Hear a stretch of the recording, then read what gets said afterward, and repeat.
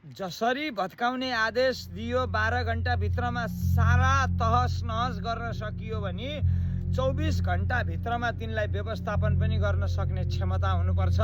अनि मात्रै त्यसलाई तहस नहस गर्नुपर्छ, नत्र तहस नहस कहिल्यै गर्नु हुँदैन है, क्षमता छैन भने।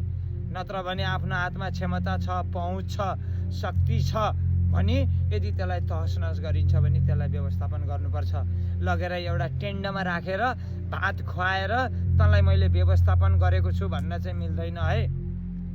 मैले समाचारमा सुनेको थिएँ, कहाँ क्यान्टिनमा होलमा लगेर कहाँ टेन्डमा राखेर भात खुवाएर राखिरहेछ अरे। 24 घण्टाभित्रमा आदेश दिन सक्ने मान्छेले, त्यसलाई भत्का भन्न सक्ने मान्छेले त्यसलाई व्यवस्थापन पनि त गर्न सक्नु पर्यो नि त। व्यवस्थापन चाहिँ गर्न नसक्ने, भत्काउन सक्ने, निर्माण गर्न नसक्ने, अनि तेरो बिस्तारी गरिदिन्छु भन्ने, त्यसो भए त्यो बिचारा कसरी बस्न सक्छ? यो नियत भनेको यस्तो नियत हो कि हिजोदेखि चलिआएको नियत चाहिँ अहिले चलाउन मिलेन है। हिजो चलिआएको नियत अहिले पनि ल्याएर यो समयमा त्यो नियत चलाउनु चाहिँ उचित हुँदैन। किनभने एउटा नयाँ युवा नेतृत्व यो देशमा आएको छ, नयाँ युवा नेतृत्वले यो राष्ट्र चलाइरहेको छ भन्ने सबै मान्छेमा आस्था पलाएको थियो। तर अब आज एउटा कारणले गर्दा यहाँ आस्था सबैको मर्न गइरहेको छ।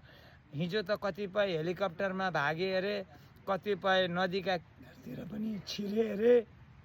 तर भोलिको यस्तो समय आउनेछ, न हेलिकप्टर पाइन्छ, न गाडी पाइन्छ, न कुद्ने ठाउँ पाउन पनि मुस्किल पर्छ है। यो चाहिँ हामीले जीवनमा याद गर्नुपर्छ। अरू कुरो मेरो केही भन्नु छैन। म त साधु सन्त हो, तर साधु सन्त कान चिरेको जोगीलाई पनि चिनिँदैन अरे। अनि हिजो एउटा पत्रकारले त्यहाँ सोद्धा पशुपतिनाथको मन्दिरको मापदण्ड खोलामा पर्दा सार्न सकिन्छ अरे भनेर भनेको छ। यो संसारमा वैदिक सनातन भगवान शिवभन्दा ठुलो या को जन्मियो?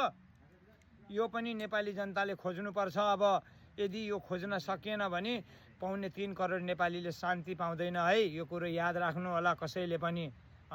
हामी पनि त्यत्तिकै जोगी बने होइन, त्यत्तिकै जोगी बने होइन। खाँदा खाँदैको घरबार छोडेर, आमा बाउ दाजुभाइ दिदीबहिनी छोडेर त्यत्तिकै जोगी बने होइन। यिनका बाउको देश होइन यो, सबको साझा देश हो यो। गुरु गोरखनाथले आर्जेको देश हो यो, कसैको बाउको नाउँमा बिर्ता गरेको देश होइन यो। यिनले जे भन्ने त्यही हुने, जे नभन्ने त्यही हुने। ल हेरौँ न त, अब वक्त आउँछ र समय आउँछ भने गोरखनाथको तमासा अब हुन्छ। अहिलेसम्म भएको थिएन, अब सुरु भयो है। यति कुरा सबैले याद राख्नु होला। भगवान हामीलाई पनि पीडा हुन्छ, हाम्रा पनि दाजुभाइ दिदीबहिनी आमा बाउ, हामी पनि आकाशबाट झरेर आएको होइन, पृथ्वीबाट पलाएको होइन। हामीलाई पनि एउटा आमाले जन्म दिएको, हाम्रा पनि दाजुभाइ आमा बाउहरू छन्, घरबार बनाएर बसेका। नम्बरी जग्गा यत्रा, के को नम्बरी जग्गा, के को नम्बरी जग्गा? कसको बाउको नाउँमा बिर्ता गरेको हो नेपाल? यदि नम्बरी जग्गाको कुरा, बिर्ताको कुरा गर्ने हो भने यो गुरु गोरखनाथले आर्जेको भूमि हो।